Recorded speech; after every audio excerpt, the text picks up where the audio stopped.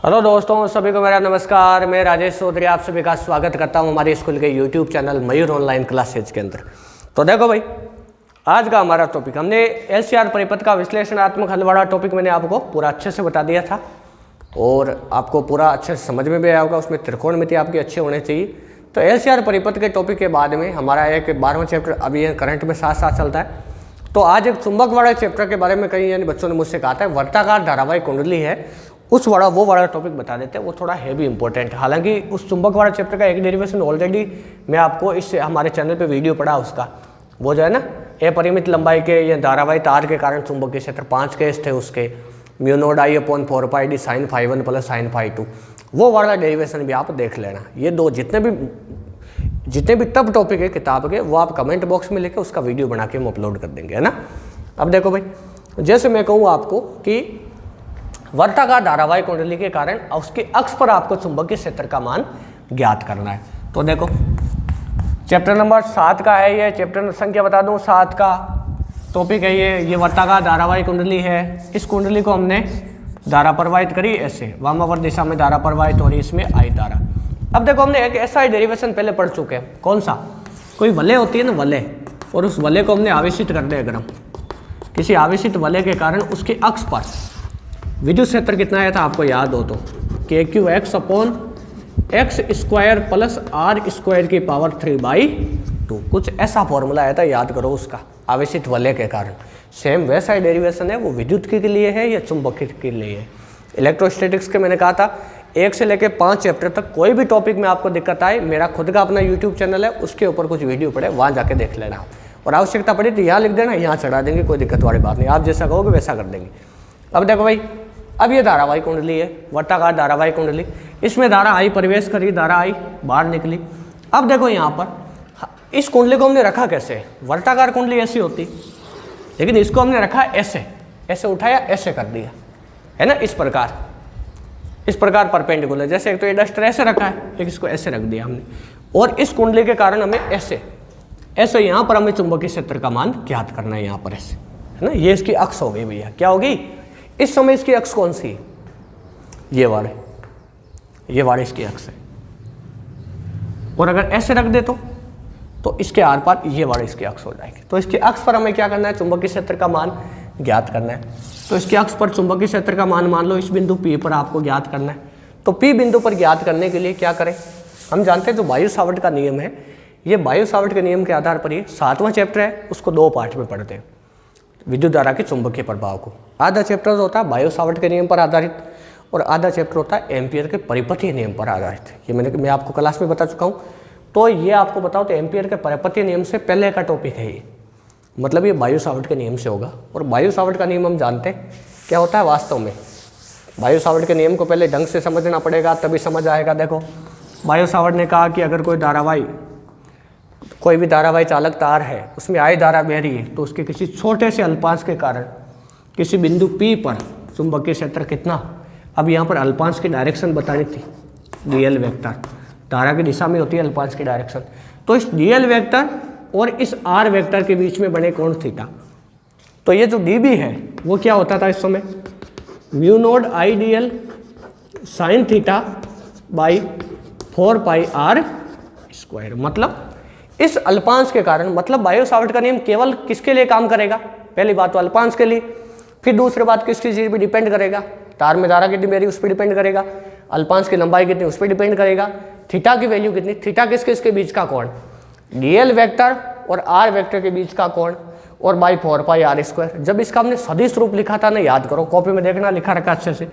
सदिश रूप ऐसे लिखा जाएगा, डीबी वेक्टर बराबर mu naught I dl cross r vector बटे 4πr³ या आर वेक्टर का क्यूब। देखो ढंग से यह चीज़ समझ आएगी नहीं, मैंने इसको ऊपर नीचे r से गुणा कर दिया या आर कैप लिख दिया, इसके गुणा में आर कैप लिखा, तो dl vector cross r vector, मतलब इसके कारण चुंबकीय क्षेत्र की दिशा dl और r से बनने वाले तल के लंबवत अंदर या बाहर की तरफ होगी। जैसे याद करो ठक नियम बताया था मैंने, उंगली को धारा की दिशा में करो, यहाँ आवाज़ आ रही है, मतलब यहाँ अंदर की तरफ है। तो ये देखो डीएल और आर किस तल में, इस तल में, जबकि चुंबकीय क्षेत्र किधर है, अंदर की तरफ है। क्या चीज़ समझ आई ना। आवेश की वजह से हमेशा क्या होता था, Q और बीच में R दूरी है, तो बिंदु P पर विद्युत क्षेत्र या तो ऐसे या ऐसे होता था। इसमें ऐसे नहीं होता है। इसमें विद्युत क्षेत्र कैसे होता है, अगर ये तार ऐसे है तो या तो विद्युत क्षेत्र ऐसे अंदर की तरफ बाहर की तरफ ऐसे होगा या फिर अंदर की तरफ होगा। क्या ये वाली चीज़ समझ आई ना, क्योंकि सेकेंडरी वर्तों के रूप में होता है, इस वजह से ऐसी इसके अंदर दिशा आती है। इसके अलावा वो वाला टॉपिक देख लेना एक बार, कूलाम का नियम और बायो सावर्ट के नियम में यानी समानताएं व असमानताएं। तो मैंने कहा था सबसे बड़ी असमानता कौन सी है, कूलाम के नियम और बायो सावर्ट के नियम में दिशा की, कि हमेशा कूलाम बल के अंदर विद्युत क्षेत्र की दिशा आवेश और बिंदु को मिलाने वाली रेखा के अनुदिश होती है, जबकि इसमें डीएल वेक्टर और आर वेक्टर से बनने वाली तल के लंबवत अंदर या बाहर की तरफ होती है।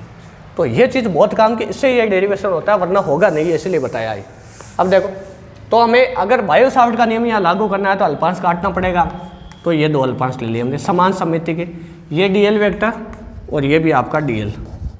अब इस डीएल वेक्टर की डायरेक्शन किधर होगी, वेक्टर लगाएंगे तो बताओ। देखो धारा ऐसे जा रही तो इसकी दिशा हमेशा धारा की दिशा में होती है, तो डीएल वेक्टर ऐसे होगा, और इसमें डीएल वेक्टर हमेशा ऐसे होगा। अब देखो, इसको इससे मिलाएं और इसको इससे मिलाएं, तो इस अल्पांश के कारण इस बिंदु पर चुंबकीय क्षेत्र किधर होगा। देखो, ये तो डीएल वेक्टर है और ये आर वेक्टर है। क्या है, ये तो डीएल वेक्टर है और ये आर वेक्टर है। तो अगर आप एक चीज़ ध्यान से देखो ना, तो इसके कारण यहाँ पर जो चुंबकीय क्षेत्र है ना, वो चुंबकीय क्षेत्र कुछ ऐसे होगा 90 डिग्री के एंगल पर, डीबी वेक्टर 90 डिग्री के एंगल पर क्यों हुआ भैया, कोई बता सकता है क्या। देखो, ये तो हालांकि मैंने क्लास में उसी यानी आपको बताओ कड़े के माध्यम से बताया था, 2 पेन डालकर उसमें, है ना। अगर आप ध्यान से देखो ना, ये कुंडली ऐसे है, इस कुंडली का ये अल्पांश है, धारा जारी ऐसे, मतलब डीएल वेक्टर की दिशा ऐसे, ये तारा है ऐसे। आप मेरे साथ साथ इमेजिन करो, चाहो तो अपने हाथ में कड़ा और 2 पेन ले लो। अब देखो, ये आपका क्या हुआ, कुंडली, धारा जारी ऐसे, मतलब यहाँ पर अल्पांश है, उसकी डायरेक्शन इधर, डीएल वेक्टर ऐसे। तो डीबी किधर होगा, डीएल और आर से बनने वाले तल के लंबवत। क्या ये वाली चीज़ समझ आई ना, मतलब इससे बनने वाला तल कौन सा है, ये वाला। तो डीबी किधर होगा, इसके परपेंडिकुलर लंबवत ऐसे होगा ना, ये इससे पता चलता है। देखो, मतलब अगर कुंडली ऐसे है और ये इसकी अक्ष है और यहाँ पर चुंबकीय क्षेत्र ज्ञात करना है, तो जिस दिशा में धारा जा रही है डीएल वेक्टर की दिशा उसी दिशा में होती है, तो इधर होगी, तो ये आर वेक्टर हुआ। तो इन दोनों से बनने वाले तल के लंबवत बी वेक्टर इधर होगा, ऐसे परपेंडिकुलर, है ना। तो देखो क्या हो जाएगा, डीबी वेक्टर इधर, इसकी वजह से भी डीबी वेक्टर इधर। अब वो वाला विद्युत की वाला डेरिवेशन चेक कर लेना, उसमें और इसमें मामला अलग है, क्योंकि दिशा अलग अलग है, इस वजह से। अब देखो, ये कोण एल्फा, ये कोण भी माना एल्फा।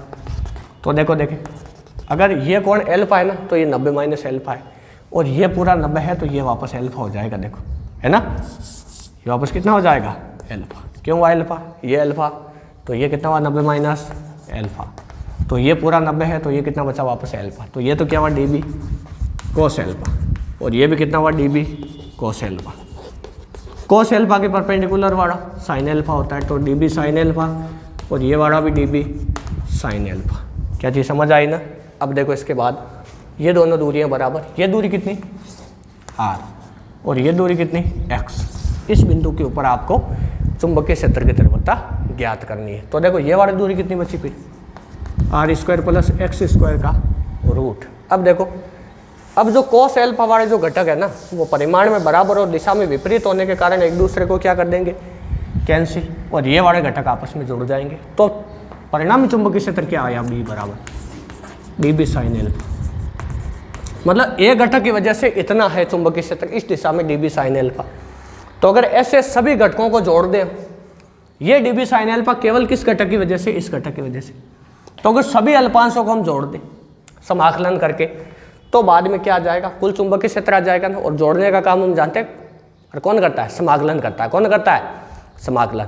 अब इसमें लिमिट कहाँ से कहाँ तक लगाए, 0 से लेके 2πr तक। ये मैंने क्लास में बताया था कि अगर दोनों को आपने जोड़ दिया ना, dB sine alpha plus dB sine alpha, तब लिमिट आपको 0 से πr तक लगानी होगी, πr से फिर 2πr तक लगानी होगी। सेम ही आंसर आएगा, कैलकुलेशन करके बताई थी क्लास में मैंने। तो b बराबर 0 से 2πr तक लिमिट लगेगी डीबी साइन एल्फा। एक अल्पांश के कारण इतना है, तो मतलब ऐसे 2πr तक सभी अल्पांशों को जोड़ देंगे ना पूरी लंबाई तक, तो क्या कुल चुंबकीय क्षेत्र आ जाएगा। अब देखो, b बराबर db की जगह कितना, म्यू नोड, बायो सावर्ट का नियम, mu node IDL sine theta upon 4πr²। ये दूरी r मान लो, r, क्योंकि अल्पांश से इसके बीच की दूरी लेनी r², और ये वो आपके साइन एल्फा और लिमिट लगी 0 से लेके 2 पाई आर तक। अब देखो ये थीटा कितना बताओ, ये थीटा किसके इसके बीच में कौन होता था, डीएल और आर के बीच में कौन होता था, याद करो ये थीटा डीएल वेक्टर और आर वेक्टर के बीच में। तो देखो डीएल वेक्टर तो कैसे ऐसे और आर वेक्टर कैसे ऐसे, देखो हमेशा 90 डिग्री कौन बनाएगा, ये से है कि नहीं 90 डिग्री। तो कितना कौन बनाया ये थीटा हुआ 90 डिग्री। तो ये 90 डिग्री हुआ ना, तो साइन 90 का मान 1 हो गया, तो इसको लिखने की आपको आवश्यकता। अब देखो साइन एल्फा को हटाओ यहाँ से, तो साइन एल्फा की जगह क्या रख सकते हो आप, साइन एल्फा की जगह साइन एल्फा हो जाएगा आपके लंब बटा कर्ण। तो थीटा के सामने वाला एल्फा के सामने वाला लंब कितना आर बटे कर्ण कितना x square plus are square का रूट। इसको उठा के यहाँ धर दो, तो बी बराबर कितना हुआ mu naught I 4 pi R की जगह क्या रख सकते हैं बताओ, देखो आर इसी को तो माना था हमने, तो क्या होगा R square plus X square का रूट। अब देखो आर का स्क्वायर है तो इसका स्क्वायर कर दो, इनटू साइन एल्फा की जगह आर बटा X square plus are square का रूट, और ये डी एल का समाकलन देखो देखिए, और 0 से 2 पाई आर। डी एल को अलग कर दिया हमने क्योंकि लिमिट देखो लंबाई की है, तो लिमिट लंबाई की और समाकलन भी लंबाई का ही होगा, है कि नहीं, वरना लिमिट चेंज करनी पड़ेगी और किसी के सापेक्ष करोगे तो बी बराबर कितना हो जाएगा, देखो देखिए म्यू नोड आई अपॉन 4 पाई इसकी जगह कितना प्लस एक्स स्क्वायर, और ये कितना हुआ R X square plus are square का रूट। अब देखो डीएल का समाकलन कितना एल, लिमिट लगेगी 0 से लेके 2 पाई आर तक। तो देखो कितना हुआ, देखिए ये हुआ आपके बी बराबर म्यू नोड आई, देखो 2 पाई आर, पाई से पाई काट दो, 2 से ये 2 टाइम्स कट गया, तो कितना हुआ देखो देखिए mu naught I R square upon 2 X square plus are square की पावर 3/2। ये चीज़ बताओ समझ आई कि नहीं है, देखो सीधी कैलकुलेशन कर दी मैंने, यहाँ घात 1 और यहाँ 1 बटा 2, तो कितनी हुई 1 प्लस आधा समान हो तो घातें जुड़ जाती है, घातांक नियम है तो 1 प्लस 1/2 कितना हुआ 3/2। ये आर और ये आर स्क्वायर हो गया, 2 से 2 कट गया, पाई से पाई। अरे ये मैंने सीधा काट दिया, इससे समझ जाओगे ना, upper limit minus lower limit है, ये ध्यान रखना, 2 पाई आर माइनस 0 रखेंगे, उसके बाद काटेंगे, मैंने सीधा काट दिया, स्टेप कम कर दिए है ना, कॉपी के अंदर करा रखा, उसको देख लेना। अब देखो यहाँ पर mu naught I R square upon 2 X square plus are square की पावर 3/2। अब इसका सदिश रूप लिखो, तो बी वेक्टर कैसे होगा, यहाँ लगा दो एक्स कैप, और अगर फेरों की संख्या n है तो ये हो जाएगा mu naught N I R square upon ये इतना। अब इसका ग्राफ भी पूछा था आपको पता, और मैंने टेस्ट में दिया था, तो कैसा बनेगा ग्राफ, ये ग्राफ आपको घर पे बना के चेक करना है। अगर x का मान में 0 रख दूं तो चुंबकीय क्षेत्र कितना आएगा, देखो देखो x का मान 0 रख दूं तो चुंबकीय क्षेत्र आर इसको 0 नहीं आएगा, मतलब ग्राफ मूल बिंदु से तो स्टार्ट नहीं होगा। ये ग्राफ आप बना के देख सकते हो घर पे, इस टाइप से ग्राफ आएगा। हालांकि आगे नति परिवर्तन बिंदु वगैरह समझाए थे मैंने टॉपिक के अंदर, उसमें बताया था ये ऐसा ग्राफ आएगा, है ना। r/2 पर नति परिवर्तन बिंदु होते हैं 2, यहाँ से लेके ये r/2 ये r/2, ग्राफ है x और b के बीच में, ये ग्राफ, टॉपिक खत्म। बाकी का और किसी टॉपिक में कवर करवाएंगे, कोई दिक्कत हो तो इसमें कमेंट बॉक्स में लिख देना।